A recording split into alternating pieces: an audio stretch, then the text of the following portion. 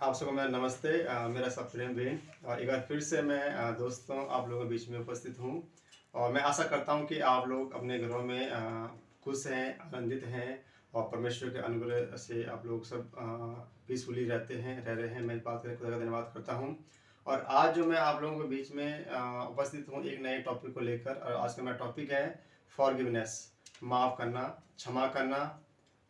ये टॉपिक हमारे लिए बहुत ही टफ कई बार हमारे ये होता है, या फिर हो जाता है कि हम इस टॉपिक के ऊपर कई बार हम ज़्यादा ध्यान नहीं दे पाते, क्योंकि हम ये चीज़ें अपनी पर्सनल लाइफ में नहीं कर पाते। मैं हो गया, आप हो गया, कोई भी इंसान किसी को बहुत ही किसी को आसानी से, किसी को ईजिली किसी को माफ़ नहीं कर पाता, किसी को क्षमा नहीं कर पाता। और इसलिए ये टॉपिक मैंने सोचा, मेरे माइंड में आया कि इसके बारे में हमें बात करना चाहिए अपने भाई बहनों से। तो भाई बहनों, मैं आज इसी टॉपिक के ऊपर आप लोगों से बात करना चाहता हूँ। फॉरगिवनेस, छुटकारा। फॉरगिवनेस, माफ़ करना अपने अजीज़ों को, और जो हम हमारे साथ कोई बुराई करते हैं उनको माफ़ करना।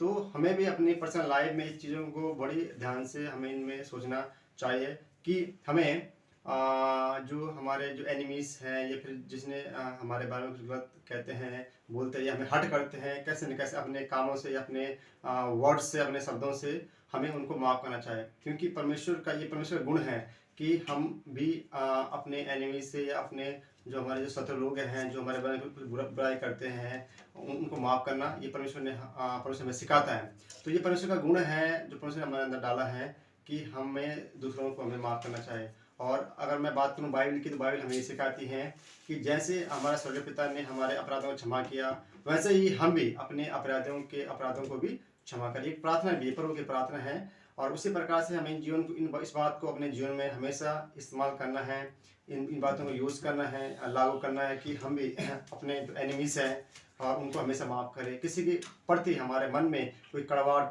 कोई जलन, कोई क्रोध न हो, न कोई एंगरनेस कभी ना हो। अगर ऐसा होता है तो ज़रूर हमें एक दूसरे को माफ़ करना चाहिए।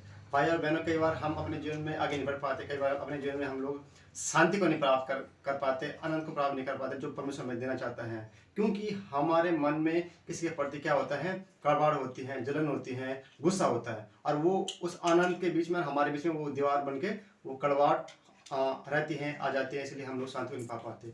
तो हमेशा हम ध्यान रखें, अगर हम चाहते हैं कि हमारे जीवन में शांति है, आनंद आए, तो हमें भी, और खुदा ही हमें हमारी गलती के लिए हमें माफ़ करे, तो हमें भी दूसरों को माफ़ करना चाहिए। और माफ़ करना पड़ेगा, तभी हम अपने जीवन में सच्ची शांति को सच्चे आनंद को हम लोग प्राप्त कर पाएंगे। मैं विश्वास करता हूँ कि परमेश्वर ये बातें आपके समझ में आई होगी, और परमेश्वर जरूर आपको आशीष करेगा।